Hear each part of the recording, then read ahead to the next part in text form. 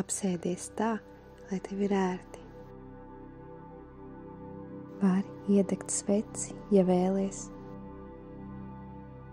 lai mājīgā sveces gaisma apņem tevi un silda tavu dvēseli. Mierīgi ieelpo un izelpo. Turpini mierīgi elpot, novērojot šo elpošanas procesu.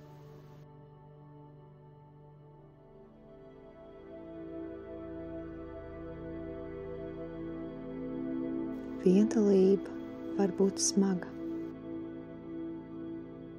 bet tas var būt arī ļoti vērtīgs laiks tavai pašizaugsmei un sevis sakārtošanai. Tas ir laiks tev,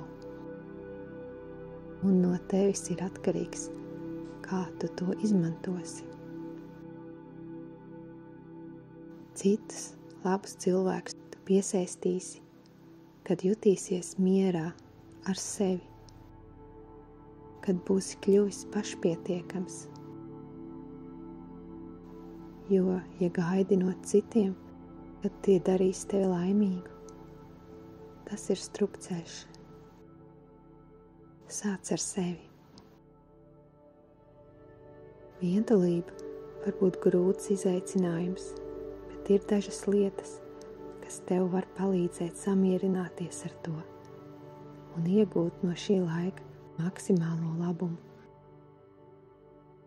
Ja vēlies dzirdēt 7 ieteikumus, kā izmantot šo laiku liederīgi un augt gan savās, gan citu acīs, tad klausies tālāk. Pirmkārt, meklē aktivitātes un hobijas, kas tev sagādā prieku. Tas var palīdzēt jēgpilni aizpildīt laiku un nodrošināt saikni ar līdzīgi domājošiem cilvēkiem.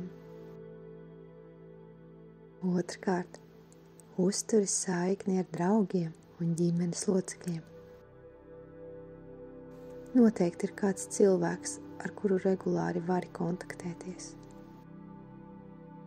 Negaidi vienmēr, ka citi meklēs tevi. Kādreiz pats spēr pirmo soli. Tas atmaksāsies. Regulāra saziņa var palīdzēt justies saistītam ar citiem. Treškārt, izveido sev ikdienas rutīnu, kas ietver veselīgu uzturu, fizisku aktivitāti un laiku sevis aprūpei. Ikdienas rituāli var palīdzēt justies labāk. Tie neļauj visam aiziet drūmā pašplūsmā un lejupējošā spirālē. Ceturtkārt, tu vari pieteikties brīvprātīgiem darbam vai sabiedriskajai darbībai, lai sajustos noderīgs un iegūtu iespēju satikt jaunus cilvēkus. Tev tikai jāsaprot, kādā jomā vēlies darboties. Bieži vien, palīdzot citiem, mēs saņemam daudz pozitīvas enerģijas, piepildījumu un apmierinātības sajūtu. Piektkārt, meditācija. Mēģini meditēt, lai sakārtotu savu prātu. Regulāra meditācija sniedz daudz laba gan tavam prātam, gan ķermenim. Sestkārt, veltiet laiku profesionālajai attīstībai vai mācībām, lai iegūtu jaunas prasmes un celtu pašapziņu. Septītkārt, mēģini izprast un pieņemt šo periodu vientulībā kā iespēju personīgai izaugsmei un sevis atrašanai. Ja vientulība sagādā tev lielas grūtības un smagi traucē tavu emocionālo pašsajūtu, var būt noderīgi meklēt profesionāļu palīdzību, piemēram, psihologa konsultācijas.